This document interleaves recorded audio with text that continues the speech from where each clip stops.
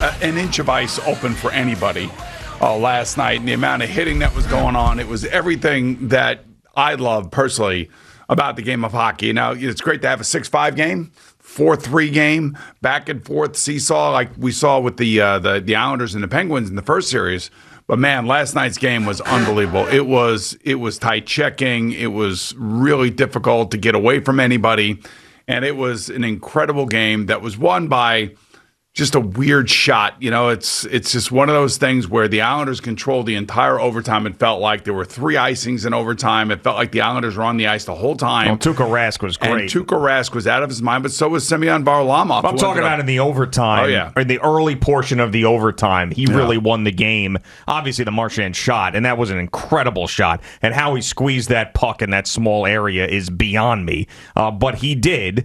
But really, Tuukka Rask won that overtime with a couple of saves and the momentum that was going the Islanders' way. Hey, he stopped a couple of breakaways too. Yep. But again, the game had everything, and it had a late penalty in regulation against the Islanders, and then another late penalty against the Bruins, and that's where those goalies really stood out. But I don't know, man. It was just great hockey. It really was. And by the way, there was another hockey game going on between the Lightning and the Hurricanes. It was also an unbelievable game. So I'll take your word for it. This is I know you won't, but this is what this is what you hope for as a hockey fan. It's never easy for either team. I yesterday, believe it or not, I was listening to some of the Boston stuff and how they view the Islanders, and then you listen. Obviously, living here, you view the Islander stuff, in regards to what we think of Boston and all this other stuff.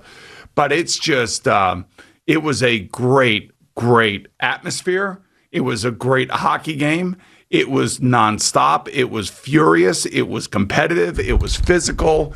It's everything that, you absolutely love and hate about hockey. You love it because it just keeps you on the end of your seat the whole night, but you hate it because if your team loses and loses like on a goal like that, you just feel totally deflated. But Saturday night's going to be crazy again at the Nassau Coliseum. It's a hot ticket now, man, at the Coliseum. This is going to be a 7-game series. Did you see last night? You had Rob Saleh there. I don't know if he got the escort or not. I felt like they put that picture out there of Rob Saleh in his seats where he was sitting because it wasn't like on the glass. It was like an okay seat. It was not a good seat. Not a great seat. It looked like a red line seat or blue line seat. Yeah, but he was up. He was up significantly. He was up at least 20 rows, and they put that out there. They made sure to show his seat location. I thought that was a concerted effort to be like, look, this guy's not as bougie as you think with the whole police escort and the umbrella and the whole deal that he had at the Knicks game.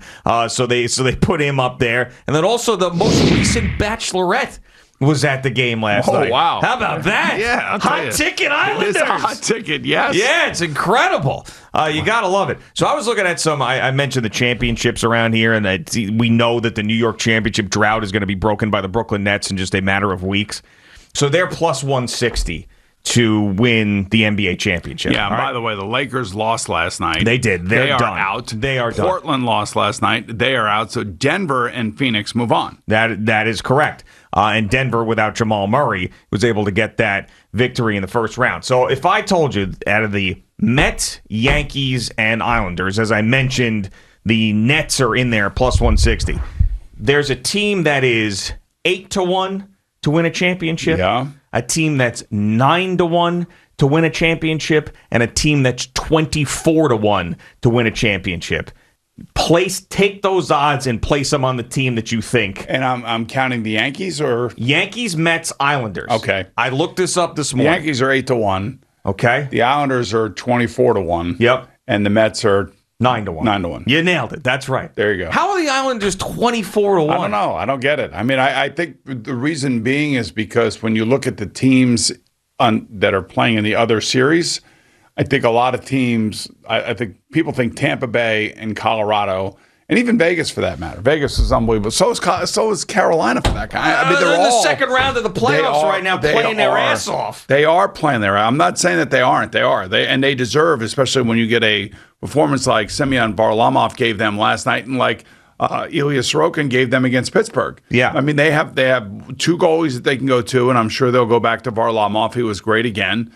And to me, it's just, I don't know what to tell you. It's just that I believe that I would think that Vegas thinks, or who's ever betting on this, thinks that there are better teams than the Islanders. Well, clearly. But, I was a little surprised. You surprised to hear the Mets are only 9-1 to win the World Series? Actually, plus 950, so it's a little bit more. I actually thought that's pretty decent. It is good. That's what I'm saying is that they're pretty high up the list. So there are only 4 teams in Major League Baseball that have better odds than the Mets do to win the World Series right now in Vegas. All right, one so of those teams, the Dodgers, the Padres, and the Yankees. And there's one more you're missing in there. Dodgers, Padres, Yankees, and I would say the Cardinals. The White Sox. Oh, the White Sox. Okay. The White Sox.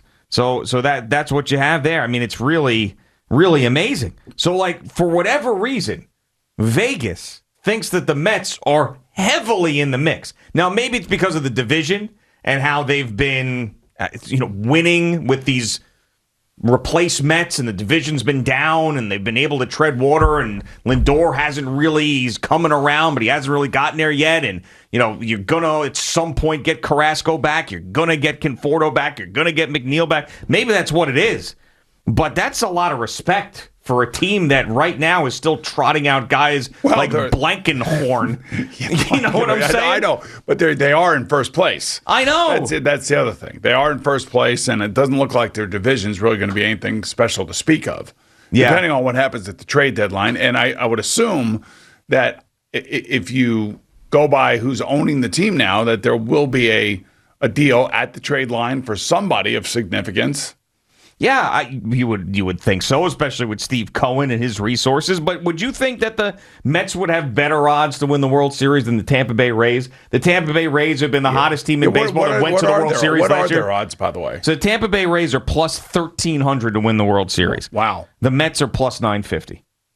Wow, really? Well, they're getting a ton of respect. I just think it's all about the money and the ability to add players that they need to. So that's what it is. This is the Steve Cohen effect right here. It must be. The Steve Cohen effect has got the Mets as the 5th favorite. Plus, you also have, you have Jacob deGrom, of course. You have a very good bullpen that is, for the most part, even though Taijuan Walker was not great last night, the starting pitching's been better than average, above average. Above average. Right, exactly. Yeah, above average. Yeah, so I thought that was interesting. But the New York Sports Championship drought will be broken by the Brooklyn Nets. Yeah, of course. It's going to happen. It's probably going to be, I don't know who they're going to end up playing in the NBA Finals, whether it's going to be Utah or Phoenix or I don't know, maybe.